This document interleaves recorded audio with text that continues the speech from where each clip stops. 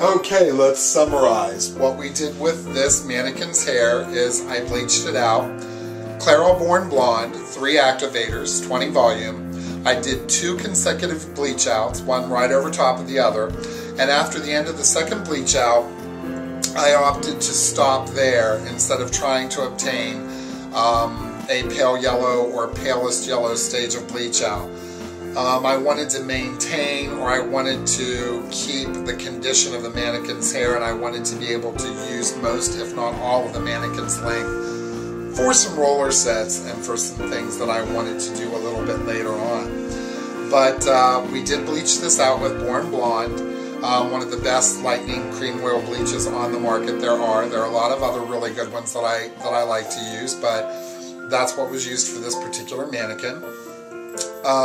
It was shampooed, then Performance Plus, which neutralizes any oxidants from the bleach, normalizes the hair, brings it back to a more suitable pH for toning, was used. Then I used a little bit of Moroccan oil in the hair for the haircut.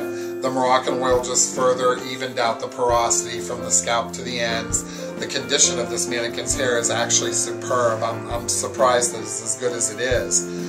Now, whenever I hold up my pre-bleach, my bleaching stages of swatches, here is the palest yellow or pale yellow stage, which should look like the inside of a banana peel or the banana itself.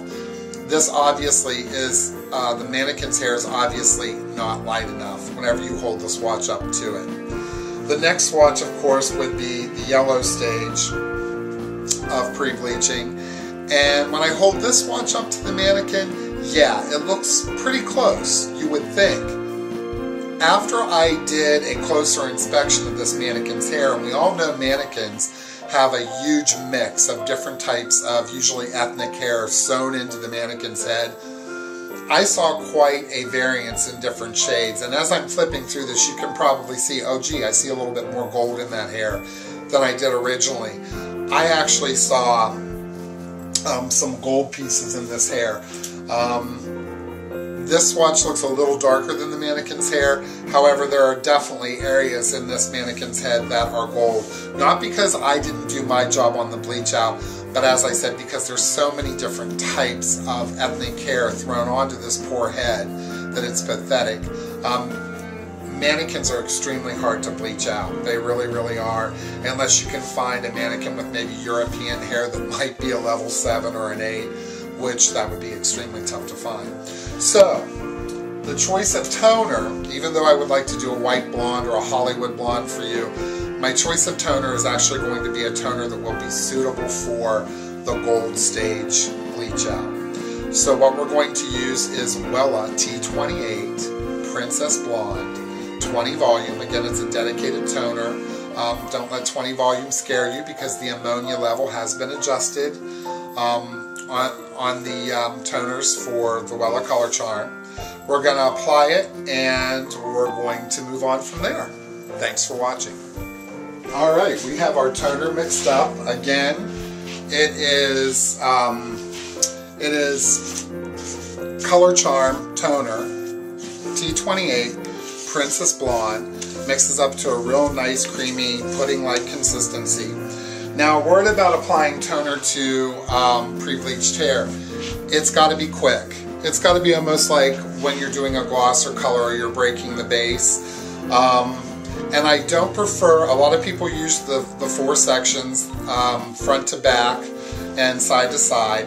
And you can part the hair off in that type of sectioning to do toning, but what I prefer to do is I prefer to actually do my back 2 sections to outline them and to get the toner on the scalp area of the back 2 sections, then move to the front. And always, always, always, when you're toning a real human client in your salon, you never ever want to apply the toner to the front hairline or to the sides of the hair first.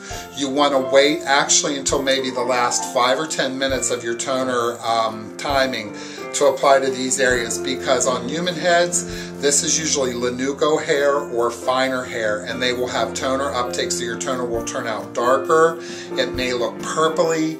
It depends on what the base of the toner is. But that being said, and even on your bleach out too, you want to wait to bleach or to tone these finer hairs along the frontal area, the hairline, alongside of or in front of the ear.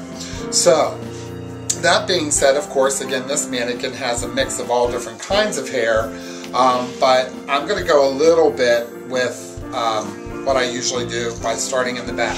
So I have my 4 rough sections patterned out,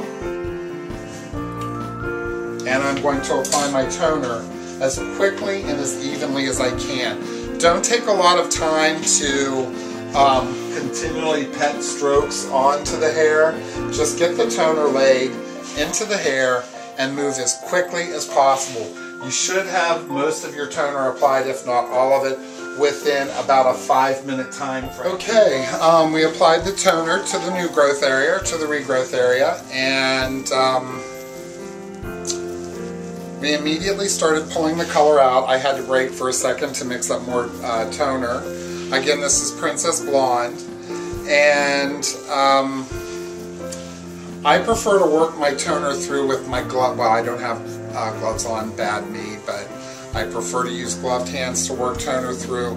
I don't like to comb toner through with even a wide tooth comb, unless it's very, very, very short hair. Short hair will be fine, but you know, lightened hair is sensitive hair, sensitized hair to begin with. So you want to really go easy. Likewise, use plenty of product. The more product that you have enveloping each one of these hairs on your client's head or your mannequin's head or whatever head is only going to ensure that you have a better turnout. Use plenty of product and never skimp.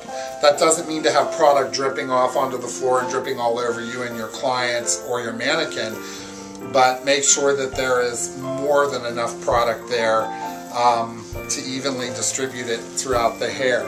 I don't like to pile bleached hair up on the head either. If it's long, what I do like to do though is be able to lift the hair a little bit, just gently around the client's face and at the scalp, and continue to manipulate it to make sure the air moves through it, because after all, how this color gets into the hair, it's a very, very gentle toner, very, very translucent, so it's going to get into the hair by air, more oxidation,